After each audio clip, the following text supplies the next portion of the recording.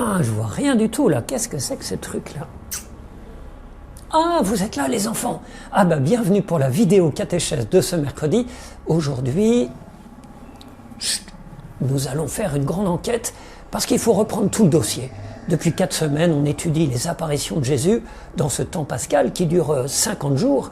Mais on s'est mis un peu à l'envers. On a pris le début, puis on a été à la fin, on revient au début. Oh, bon, je crois qu'on va tout reprendre. Et aujourd'hui, on va essayer de savoir ce qui s'est passé pendant 40 jours jusqu'à l'Ascension. Allez, c'est parti, on ouvre les livres et c'est parti pour cette grande enquête. Chut. Allez, on remonte le temps. On va revenir au temps de Jésus, exactement à ce moment-là, du tombeau. Et qu'est-ce qui s'est passé après? Donc voici mon enquête, le livre, toutes les photos et les films que j'ai été tournés secrètement pour vous dans cette terre sainte de Jésus. Et donc on va d'abord partir de ce fameux tombeau d'où tout a commencé. Alors j'ai trouvé un premier indice, c'est évidemment dans la Bible. Dans les Actes des Apôtres, c'est un livre qui est après les Évangiles, on raconte que Jésus leur est apparu pendant 40 jours et il leur a parlé du royaume de Dieu. Donc voilà, c'est ça ma question, c'est qu'est-ce qui s'est passé exactement dans le bon ordre, où, comment, quand. Et alors, d'autant que dans ce même livre, on raconte que Paul, Saint Paul, vous savez, ce chrétien, raconte que Dieu a ressuscité Jésus d'entre les morts et il leur est apparu pendant bien des jours à tous les disciples. Donc voilà, c'est ça qu'on va essayer de voir. C'est parti pour l'enquête, continuons notre chemin. D'abord, le premier jour, c'est le matin. Vous vous souvenez, les femmes sont parties au tombeau pour s'occuper du corps. Alors il y avait Marie-Madeleine et puis d'autres femmes. Mais quand elles arrivent, la pierre est roulée. Et voilà qu'elles voient un ange assis sur la pierre qui leur dit « Il est ressuscité d'entre les morts et voici qu'il vous précède en Galilée, et là vous le verrez. » Alors elles partent vite en chemin, racontaient tout ça aux apôtres, mais en chemin, elles rencontrent Jésus. Et voilà la scène que j'ai pu filmer, je crois que vous l'avez déjà vue. Et elles courent porter la nouvelle aux disciples. Et voici que Jésus vient à leur rencontre et leur dit « Je vous salue. » Elles s'approchent et se prosternent devant lui. Alors Jésus leur dit « Soyez sans crainte. Allez annoncer à mes frères qu'ils doivent se rendre en Galilée. C'est là qu'ils me verront. » Donc les femmes, elles courent vite vers Jérusalem, elles vont retrouver les apôtres. Les apôtres, ils sont dans le deuil. Alors elles leur racontent, elles parlent de l'ange, tout ça, mais les apôtres au départ refusent de les croire. Elles pensent qu'elles ont rêvé ou bien qu'elles ont eu des hallucinations. On continue l'enquête. Pendant ce temps, Marie-Madeleine, elle est restée au tombeau. Elle pleure, elle regarde dans le tombeau. Il y a les anges. Elle se retourne et là, elle voit un gardien. Mais le gardien, il l'appelle par son prénom, Marie. Alors, elle le reconnaît. Elle se retourne à nouveau, elle lui dit Rabouni. Ça aussi, tu connais cette scène déjà. Bon, à Jérusalem, qu'est-ce qui se passe? Les apôtres ont du mal à croire, mais quand même, de leur côté, Pierre et Jean ont quand même décidé d'aller voir. Qu'est-ce que c'est que cette histoire du tombeau? Se demandent les apôtres. Et si jamais vraiment on avait enlevé le corps? Alors, ils se mettent en route pour aller voir. Mais alors tu penses que peut-être qu'ils marcheraient tranquillement? Mais non, pas du tout. Ils se mettent à courir, c'est vraiment impressionnant. J'ai même été prendre un film, tu vas voir, c'est vraiment super. Pierre part donc avec l'autre disciple pour se rendre au tombeau. Ils courent tous les deux. Mais l'autre disciple court plus vite que Pierre et arrive le premier au tombeau. En se penchant, il s'aperçoit que les linges sont posés à plat. Cependant, il n'entre pas. Simon-Pierre, qui le suit, arrive à son tour. Il entre dans le tombeau.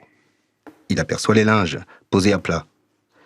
Il voit aussi rouler à part le suaire qui avait entouré la tête de Jésus. C'est alors qu'entre l'autre disciple, lui qui est arrivé le premier au tombeau. Il voit et il croit. Jusque-là, en effet, les disciples n'avaient pas compris que, selon l'Écriture, il fallait que Jésus ressuscite d'entre les morts. Et oui, il vit et il crut. Ils n'ont pas vu Jésus, mais ils ont cru. Alors, quand je pense quand même qu'ils se sont mis à courir, ça c'est chouette, peut-être plus vite que toi dans la cour de récréation. Alors, on en est où dans l'enquête? On continue de se demander qui a vu Jésus et quand. Alors, pendant ce temps-là, il y avait 2 disciples qui allaient vers Emmaüs parce que eux sont restés dans le deuil, ils n'ont pas encore eu la bonne nouvelle et donc ils marchent. Et là, Jésus va leur apparaître et ils ne le reconnaissent pas. Je crois que tu connais déjà cette histoire. Je prends le film et tu regardes. Or, Jésus lui-même s'approche et marche avec eux. Mais leurs yeux étaient empêchés de le reconnaître. Jésus leur dit: « De quoi discutez-vous en marchant ?» Alors il s'arrête, tout triste. « Reste avec nous, car le soir approche, et déjà le jour baisse. » Il reste donc avec eux. À table, Jésus prend le pain, le bénit, le rompt, et il le leur donne. Alors leurs yeux s'ouvrent. Ils le reconnaissent, mais il disparaît à leur regard. Et donc, dès qu'ils l'ont reconnu, les 2 disciples retournent vite à Jérusalem. Ah, mais décidément, tout le monde court dans ce jour-là. Et quand ils retrouvent les apôtres, ils apprennent de leur bouche que Jésus est aussi apparu à Simon-Pierre. Ah ça, j'ai pas eu le bon récit, je ne sais pas très bien comment ça s'est passé, mais apparemment il est apparu aussi le même jour à Simon-Pierre. Mais, oh là, mais attends, dans notre enquête, ça veut dire que Jésus est apparu au même moment à 2 endroits très éloignés, à Emmaüs, et puis c'est à 15 km de Jérusalem où il est aussi apparu à Pierre. Ah, est-ce que ça voudrait pas dire que Jésus ressuscité a la possibilité de se déplacer où il veut, quand il veut? Eh bien, justement, les disciples d'Emmaüs sont encore avec les apôtres que, à ce moment-là, Jésus vient les rejoindre au milieu de la pièce qui pourtant est fermée à clé. Et il leur dit « La paix soit avec vous ». Mais eux, tu penses bien, ils ont super peur. Ils ne savent pas si c'est un fantôme. Alors Jésus leur dit « Mais voyez mes mains et mes pieds, c'est bien moi. Touchez-moi, regardez. » Ah oui, il y a bien les marques des clous de la croix. Alors c'est bien Jésus. Mais quelle joie dans le cœur des apôtres de voir Jésus ressuscité. Donc là, on est à la fin du premier jour, c'est le dimanche de Pâques. Donc récapitulons notre enquête. Ce jour-là, Jésus est apparu aux femmes, puis à Marie-Madeleine, puis à Pierre, puis aux 2 disciples d'Emmaüs et enfin au groupe des apôtres restés à Jérusalem. Seulement, le soir de ce premier jour de la résurrection, le dimanche de Pâques, Thomas, un des apôtres, n'était pas avec le groupe. Et les autres lui disent « On a vu Jésus ressuscité !» Et lui, il refuse de croire. Il dit même « Non, mais dis donc, si je ne mets pas mon doigt dans le trou de sa main, non, je ne croirais pas. » Et la semaine suivante, c'est-à-dire le 2e dimanche, eh ben, Jésus apparaît à nouveau, pareil, dans la salle, alors que tout est fermé à clé. Et il dit même à Thomas, bah vas-y, mets ton doigt. Et bon, Thomas n'a pas besoin de le faire, et Thomas se met à croire. Et il dit à Jésus, mon Seigneur et mon Dieu. Et Jésus lui dit, parce que tu m'as vu, tu crois. Heureux ceux qui croient sans avoir vu. D'ailleurs, dans notre enquête, on en est donc au 2e dimanche. Eh bien, figure-toi que c'est pour cela que les chrétiens, on va à la messe tous les dimanches. C'est parce que Jésus est apparu 2 dimanches de suite, donnant ainsi l'idée d'un rythme tous les dimanches. Allez. Alors, on en est où dans notre enquête? On en est au 2e dimanche. Ça fait 7 jours sur les 40 jours d'apparition qui ont été annoncés au début. Cependant, il est vrai qu'il n'y a pas beaucoup d'autres récits dans la Bible qui parlent de ces apparitions dans le temps qui reste. Et bon, si tu te souviens, les anges avaient dit aux femmes tout au début, « Allez en Galilée, c'est là que vous verrez Jésus, le ressuscité. » Alors les apôtres, ils quittent Jérusalem, ils prennent leurs chaussures de marche, leurs sacs de voyage et zou, les voilà près du lac, le lac de Galilée. Et donc, c'est là, un certain jour, que Jésus leur apparaît au bord du lac. Et tu connais cette apparition, on l'a déjà vue. Tu te souviens, Jésus leur dit « Oh, les enfants, est-ce que vous avez quelque chose à manger ?» Et eux répondent « Mais non, on a travaillé toute la nuit, on n'a rien pu prendre. » Bah, jetez les filets de l'autre côté. Et là, ils reconnaissent la pêche miraculeuse, c'est le Seigneur. Et ils mangent le repas que Jésus avait préparé avec les poissons de la pêche miraculeuse. Il y a aussi un autre jour où on nous raconte que Jésus leur apparaît sur une des montagnes de Galilée, parce qu'autour du lac, il y a des collines, des montagnes. Alors les apôtres le voient, certains ont encore des doutes, et là, Jésus les envoie en mission. Allez, de toutes les nations, faites des disciples, baptisez-les au nom du Père et du Fils et du Saint-Esprit, et apprenez-leur à observer tout ce que je vous ai commandé, et moi je suis avec vous tous les jours jusqu'à la fin du monde. Voilà, dans notre enquête, il reste une dernière apparition, on verra mercredi prochain, c'est lorsque Jésus rencontre les apôtres pour la dernière fois, il les emmène avec lui, et puis il va les quitter pour monter au ciel. C'est ce qu'on appelle la fête de l'Ascension. Mercredi prochain, on en parlera. Il se trouve que donc, qu'est-ce qu'on a vu? Jésus est apparu à plein de monde. Mais Saint Paul raconte d'ailleurs que Jésus est apparu à Pierre, aux 12. Il dit qu'il est apparu à plus de 500 frères à la fois, mais là aussi on n'a pas le récit dans la Bible. Et puis ensuite à Jacques, un des apôtres, et à tous les apôtres, et en tout dernier lieu, à lui-même, Paul. Voilà, donc c'était cette enquête sur les apparitions. J'espère que maintenant tu t'y retrouves un peu mieux dans l'ordre. En tout cas, c'est un temps très très riche et c'est magnifique de pouvoir prier le Seigneur tous les jours pendant ce temps pascal parce qu'il est vivant, il est ressuscité, il y a plein de gens qui l'ont vu et on sait qu'il nous écoute et il est avec nous. Bonne suite de temps pascal. Et maintenant, les œuvres que vous avez pu faire tous ensemble, elles sont magnifiques. Alors effectivement, vous nous avez envoyé beaucoup de dessins. On va commencer avec le mot d'accueil de Eden. Bonjour, j'espère que vous allez bien. Merci Eden. Et maintenant c'est parti pour les dessins. Et nous commençons avec le dessin de Eden qui dit bravo, c'est tous les gens à 20h qui sont heureux d'applaudir tous ceux qui nous soignent. Ensuite, c'est Louis qui dessine le bon berger avec de très très belles brebis qui ont l'air toutes gentilles et Jésus aussi encore plus gentil. Emmanuel, catéchiste, qui fait aussi le bon berger. Réjouissez-vous avec moi car j'ai retrouvé la brebis, celle qui avait été perdue. Certains connaissent cette histoire. Ensuite, Marco ouvre la résurrection. Jésus est ressuscité, il est avec nous. On voit Jésus qui apparaît aux apôtres. Et c'est parti pour plusieurs dessins sur la résurrection. D'abord Yanis qui nous dessine Jésus marchant avec les disciples d'Emmaüs. J'avais oublié cette image la dernière fois. Ensuite, Emmanuel, catéchiste. Thomas, l'apôtre qui voit Jésus ressuscité, qui dit « Mon Seigneur et mon Dieu ». On a vu cette photo dans la vidéo aujourd'hui. Toujours Emmanuel qui nous met les apparitions de Jésus au lac. Les enfants, avez-vous quelque chose à manger? Ensuite, à nouveau Yanis.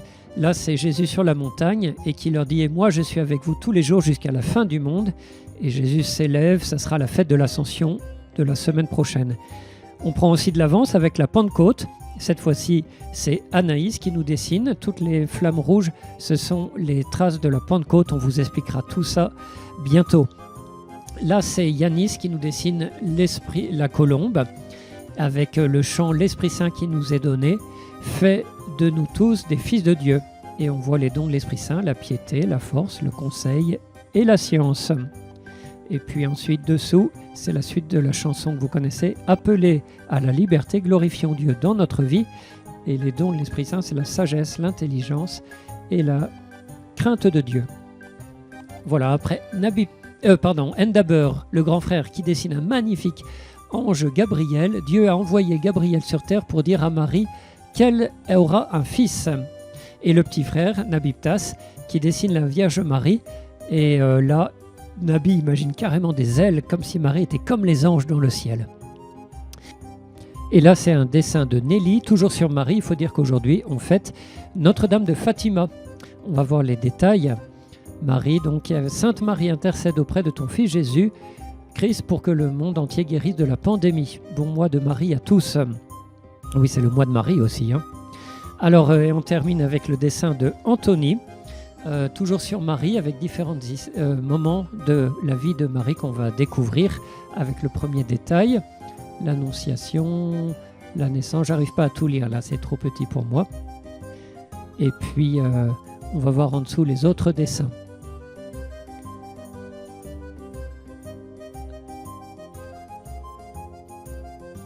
Voilà, et puis la prière que Anthony écrit. « Sainte Marie, je sais que tu es là et que tu me protèges. Je te confie ma journée pour qu'elle soit toute belle.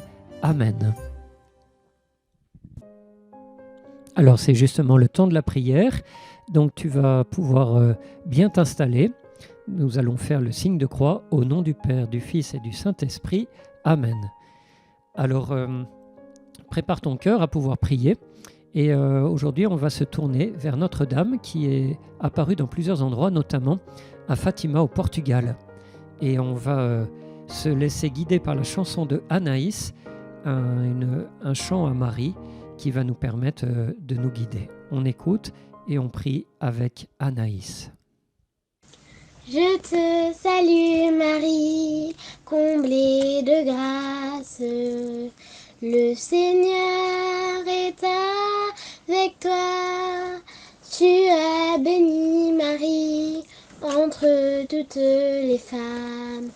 Et Jésus, le fruit de tes entrailles, est béni.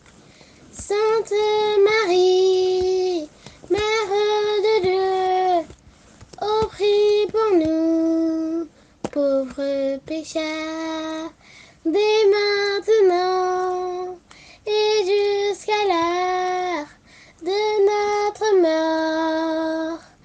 Amen. Ave Maria, Ave Maria, Ave Maria, Ave Maria, Ave Maria. Ave Maria, ce qui veut dire « Je te salue Marie ». Et effectivement, demandons à Dieu la protection, la paix dans nos cœurs aussi en cette fête de Notre-Dame de Fatima.